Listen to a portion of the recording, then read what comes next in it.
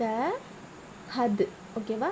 த ஹது, தஹது துமுல் ஹிஜ்ல மிம் பஹதிஹி. பஹதி he, இந்த இடத்துல குட்டி அலிஃப் வந்து கீழே வந்திருக்கு, அதனால ஹீ. ஹீ வ அந்தும் லாலிமூன். லாலிமூன் நம்ம என்ன பண்ணோம் அப்படின்னா, இந்த அலிஃபுங்கிறது மேலே வரும்போது பக்கத்தில் ஒரு அலிஃப் இருக்க மாதிரி கன்சிடர் பண்ணி ஓதணும். லாலிமீன் அப்படின்னு ஓதணும் அப்படின்னு சொன்னோம். ஆனால் ஹீ, இங்கே கீழே ஒரு அலிஃப் வரும்போது ஈ சவுண்டு வரணும் அப்படின்னு சொன்னோம். அதான் ஹீ. ஹீ அப்படின்னு நம்ம சொல்கிறோம்.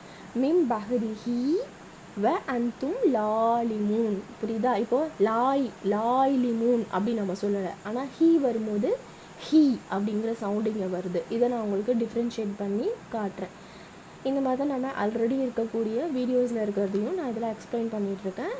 Just think about that. முன்னாடி இருக்கக்கூடிய நான் உங்களுக்கு சொன்னதை வந்து கொஞ்சம் நினைவுபடுத்தி பாருங்கள். அப்போ தான் இப்போ நான் இப்போ சொல்லும் பொழுது இருக்கக்கூடிய வித்தியாசங்கள் வந்து உங்களுக்கு புரியும் இன்ஷா அல்லாஹ். அடுத்தது வந்து இங்கே பாருங்கள், சாது வந்திருக்கு, ஜீமு வந்திருக்கு. சாது வந்துருச்சுன்னா என்ன பண்ணலாம், சேர்த்து ஓதலாம். ஜி வந்தாலும் நம்ம நிறுத்தி ஓதலாம், மேபி நம்ம சேர்த்தும் ஓதலாம், ஒன்றும் தப்பு இல்லை.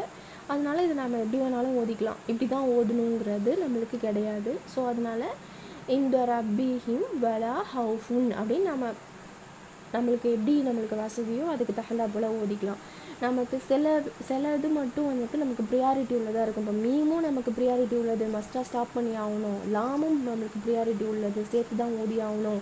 அப்படி சேர்த்து ஓதலைன்னா பக்கத்தில் இருக்கக்கூடிய ஆயத்தோட மறுபடியும் சேர்த்தே தான் ஓத ஆரம்பிக்கணுங்கும் பொழுது நம்ம ரெண்டுமே நமக்கு ப்ரியாரிட்டி உள்ளது. ஸோ நம்ம ரெண்டுத்தையுமே அந்த இடத்துல செய்கிறோம்.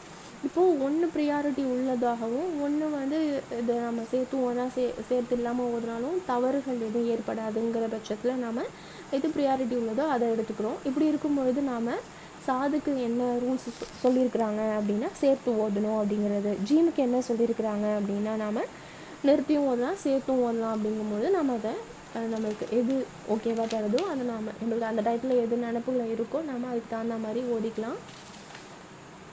சரியா?